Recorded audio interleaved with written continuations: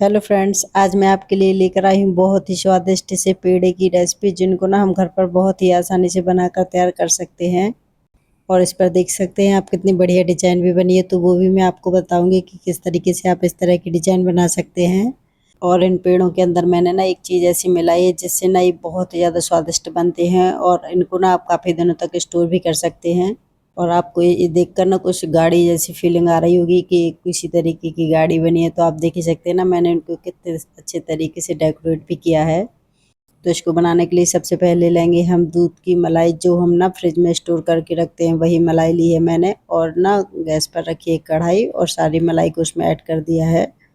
तो ये मलाई भी ना अब अच्छे से मेल्ट हो गई है, तो बस अब हम इसको ना तब तक पकाएंगे जब तक ये अच्छे से इसमें से मावा ना निकल जाए, और मावा के साथ इसमें घी भी निकलेगा। तो आप उन दोनों चीज़ों का इस्तेमाल कर सकते हैं। मावा का आप पेड़ा बना सकते हैं, और घी से ना आप पूजा वगैरह में या खाने में इस्तेमाल कर सकते हैं। तो आप देख ही सकते हैं अब इसमें से ना थोड़ा थोड़ा घी निकलने लगा है। तो अभी ना हम इसको थोड़ी देर और पकाएंगे, और थोड़ी देर पकने के बाद आप देख ही सकते हैं ना घी अलग हो गया है और मावा अलग हो गया है। तो बस हमें इसको इतना ही पकाना है, और गैस की फ्लेम को मैंने ऑफ कर दिया है। और बस अब इसको ना थोड़ी देर के लिए इस तरह से ठंडा होने के लिए रख देंगे, और इस तरह से मावे को एक साइड कर देंगे ताकि घी अलग हो जाए। फिर ली मैंने एक इस तरह की बड़ी वाली छन्नी, और साथ लिया एक कटोरा जो कि छन्नी में टच ना हो। और फिर बस मैंने इस तरह से इसमें डाला मावा साइड में, ताकि मावे में जो भी एक्स्ट्रा घी है वो भी निकल जाए अच्छे से। तो अगर आप भी ना इस तरह से स्टोर की हुई मलाई से मावा और घी निकालना चाहते हो ना, तो ये सच में बहुत ही आसान तरीका है, इससे ना आसानी से घी निकल जाता है। तो बस अब हम एक साइड से इस तरह से घी डालते जाएंगे ताकि मावा ऊपर रह जाए और घी नीचे पहुंच जाए। तो आप देख ही सकते हैं ना मावा से आराम आराम से घी भी निकल गया है, और आप देख ही सकते हैं घी भी कितना प्यारा निकला है, बिल्कुल साफ सुथरा।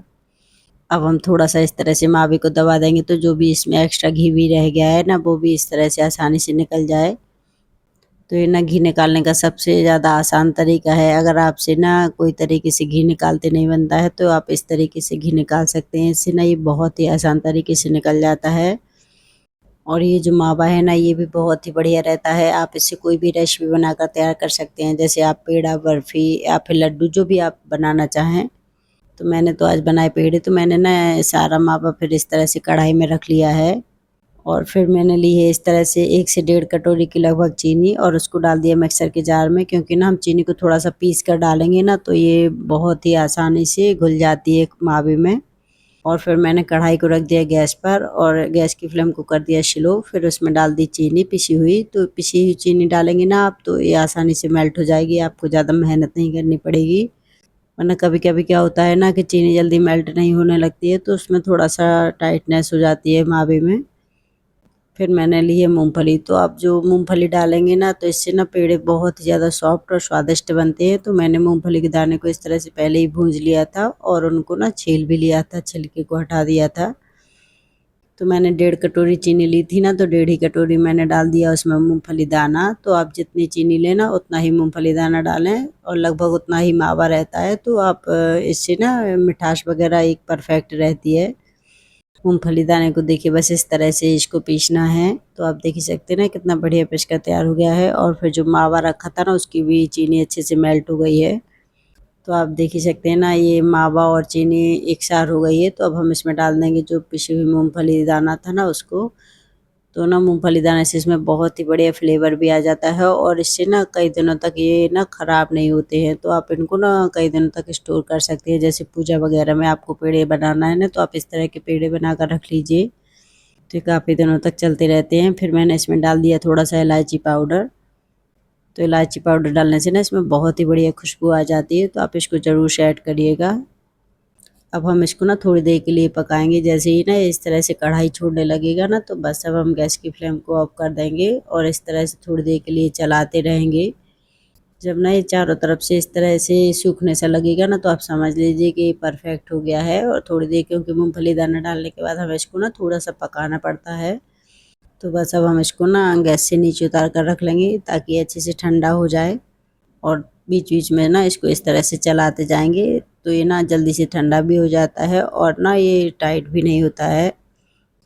तो हम आपको दिखाते हैं। देखिए घी भी कितना बढ़िया है और थोड़ा सा मैंने इस तरह से ना बत्ती में भिगो दिया है, जो पूजा वाली बत्ती होती है ना उसमें डाल दिया है। तो आप इसको किसी भी चीज़ में यूज़ कर सकते हैं, जैसे पूजा में या घर की रोटी वगैरह में लगाने के लिए। तो ये ना दोनों तरीके से इस्तेमाल कर सकते हैं। आप देख ही सकते हैं ना कितना सारा घी भी निकल गया है। फिर मैंने ली एक परात और ये मावा ठंडा हो गया है, तो मैंने सारे मावे को परात में रख लिया है। अब हम बनाएंगे इससे पेड़े। अगर आप चाहें ना तो इससे बर्फ़ी, लड्डू, अपनी मन पसंदीदा मिठाई बना सकते हैं। तो घर में जो स्टोर की हुई मलाई होती है ना, उससे हम इस तरह से ना बहुत सारी मिठाइयाँ बनाकर तैयार कर सकते हैं और साथ ही ना घी भी बहुत ही आसानी से निकल जाता है। और ये जो ना पीनट वाले पेड़े होते हैं ना, इनको आप काफ़ी दिनों तक स्टोर भी कर के रख सकते हैं। जैसे आपको ना पूजा वगैरह के लिए रखना है ना, तो इसको आप आसानी से कई दिनों तक स्टोर करके रख सकते हैं। अब मैंने ना सारे मावे को इस तरह से एकसार कर लिया है, तो आप देख ही सकते हैं ना ये कितना बढ़िया सॉफ्ट हो गया है। और इसमें ना घी भी बहुत ही ज़्यादा निकलता रहता है और साथ ही ना मूँगफली का थोड़ा-थोड़ा ऑयल भी आ जाता है। और आप देख ही सकते हैं, बस इस तरह की हमें लोइयाँ बनानी है। तो फिर बस इस तरह से इनको गोल करते हुए पेड़े बना लेना है। पहले इनको थोड़ा-सा गोल किया, फिर थोड़ा-सा हथेली से दबा दिया, तो ये पेड़े के आकार में बन जाते हैं। ये ना सच में बहुत ही ज़्यादा टेस्टी लगते हैं। अगर आप कहीं बाहर जा रहे हैं ना घूमने वगैरह, तो आप इनको बना कर ले जा सकते हैं। जब हम ना मूँगफली को मावे में ऐड कर देते हैं ना, तो इससे ना इनको कई दिनों तक स्टोर करके रख सकते हैं।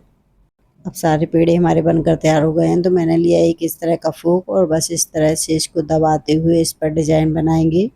तो मैं चलिए आपको पास से भी दिखाती हूँ। पहले मैंने एक साइड से इस तरह से फोक को दबाया और फिर ना पेड़े को इस तरह से घुमाया और दूसरी साइड से दबा दिया। तो आप देख ही सकते हैं ना ये छोटे-छोटे ब्लॉक्स बन गए हैं इस पर। तो आप भी ना इस तरह के पेड़े बहुत ही आसानी से घर पर बनाकर तैयार कर सकते हैं और साथ ही इस पर ना ये प्यारी-प्यारी डिज़ाइन भी बना सकते हैं। और ना ये बहुत ही ज़्यादा सॉफ्ट भी लगते हैं। आप अगर इनको एक बार बना लेंगे ना, तो सच में बार-बार बनाएँगे, ये इतने ज़्यादा स्वादिष्ट बनते हैं।